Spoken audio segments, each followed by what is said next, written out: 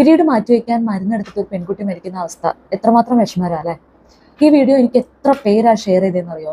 May be അവർക്ക് അതിന്റെ സത്യാവസ്ഥ അറിയാനായിരിക്കാം, അല്ലെങ്കിൽ അവർ ഭയപ്പെട്ടിട്ടായിരിക്കാം. എന്തായാലും ഇത് റിപ്പോർട്ട് ചെയ്ത ചാനലിന്റെ ഉദ്ദേശം വെറും റീച്ച് ആയിരുന്നു. പീരീഡ് ഒന്നും ഒരിക്കലും മാറ്റിവെക്കരുത്, ഹോർമോൺ ഗുളികകൾ ഒരിക്കലും കഴിക്കരുത് എന്നൊക്കെയാണ് ഇതിന്റെ ഇൻഫ്ലുവൻസ്. ഡ്രൈവിംഗ് അറിയാത്ത വ്യക്തി അത് അറിയുന്ന ഒരാളുടെ സൂപ്പർവിഷൻ ഒന്നും ഇല്ലാതെ ഒരു വണ്ടി എടുത്തിറങ്ങി അലക്ഷ്യമായിട്ട് ഓടിച്ച് ആക്സിഡന്റ് ഉണ്ടാക്കി അവർക്ക് അപകടം പറ്റി. അതിന്റെ ഇൻഫ്ലുവൻസ് ഇനി ആരും വണ്ടി ഓടിക്കരുതെന്നാണോ?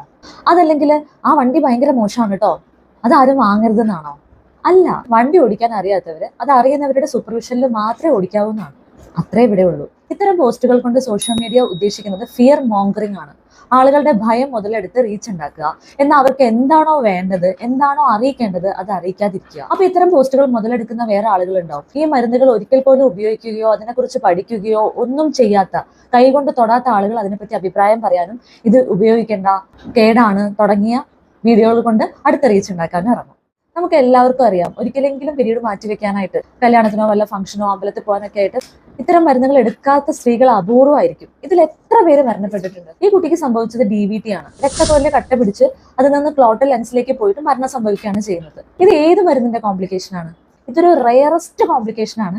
യൂഷ്വലി പ്രൊജസ്ട്രോൺ മരുന്നുകൾക്ക് ഇത് വരാറുമില്ല. അപ്പൊ എനിക്ക് തോന്നുന്നത് ഈ പെൺകുട്ടി ഒരു പക്ഷേ ഈസ്ട്രജൻ കണ്ടെയ്നിങ് ആയിട്ടുള്ള 21 ഡേയ്സ് കോൺട്രാസെപ്റ്റീവ് ടാബ്ലറ്റ് ആയിരിക്കാം പീരീഡ്സ് മാറ്റി വെക്കാൻ ഉപയോഗിച്ചിരുന്നത്. യൂഷ്വലി ഡോക്ടേഴ്സ് അതല്ല പ്രിസ്ക്രൈബ് ചെയ്യാറ്. പ്രൊജസ്ട്രോൺ ഒരു ജനറലി സേഫ് ആയിട്ടുള്ള ഡ്രഗ് ആണ്. ഇത്രയെങ്കിലും റിസ്ക് ഫാക്ടർ ഉള്ളത് ഈസ്ട്രജൻ ഉള്ള മരുന്നുകൾ എടുക്കുമ്പോഴാണ്. ഒരു മരുന്നിന് ഒരു കോംപ്ലിക്കേഷൻ ഉണ്ടാകുന്നത് മരുന്നിന്റെ മാത്രം പ്രശ്നമല്ല, അത് എടുക്കുന്ന വ്യക്തിയെ കൂടി ആശ്രയിച്ചിരിക്കും.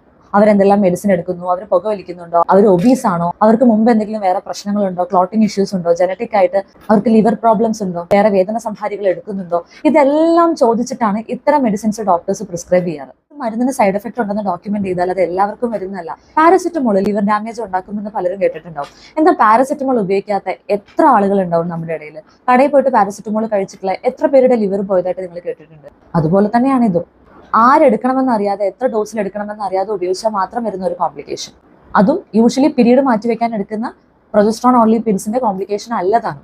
മേ ബി ആ പെൺകുട്ടിക്ക് എന്തെങ്കിലും അണ്ടർലൈൻ ക്ലോട്ട് പ്രൊഡ്യൂസ് ചെയ്യുന്ന അസുഖങ്ങൾ ഉണ്ടായിരിക്കാം, അവരെടുത്തത് ഈസ്ട്രജൻ കണ്ടെയ്നിങ് പിൽസ് ആയിരിക്കാം, ഡോസ് കറക്റ്റ് അല്ലായിരിക്കാം. ഇതൊന്നും അറിയാതെ ഇതിനെക്കുറിച്ച് വിധി എഴുതണ്ട. അമിതമായ അമൃതം വിഷന്ന് കേട്ടിട്ടില്ലേ? നമ്മൾ കുടിക്കുന്ന പച്ചവെള്ളം പോലും കറക്റ്റ് അളവിൽ ചെന്നാൽ മാത്രമേ കാര്യമുള്ളൂ.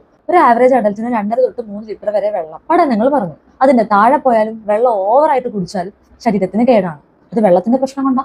അതുപോലെ തന്നെയാണ് ലോകത്തുള്ള എല്ലാ മരുന്നുകളും. കംപ്ലീറ്റ്ലി സേഫ് ആണ്, നാച്ചുറൽ ആണ്, ഇതിന് സൈഡ് എഫക്റ്റ് ഇല്ല എന്നൊക്കെ നിങ്ങളോട് ആരെങ്കിലും പറയുന്നുണ്ടെങ്കിൽ അവരെയാണ് ഭയപ്പെടേണ്ടത്. പീരീഡ് മാറ്റിവെക്കാൻ മരുന്ന് എടുക്കണം എന്ന് പറയുന്നില്ല, പക്ഷെ അത്യാവശ്യം ഉണ്ടെങ്കിൽ എടുക്കുക, അതും ഒരു ഡോക്ടറുടെ സൂപ്പർവിഷനിൽ മാത്രം.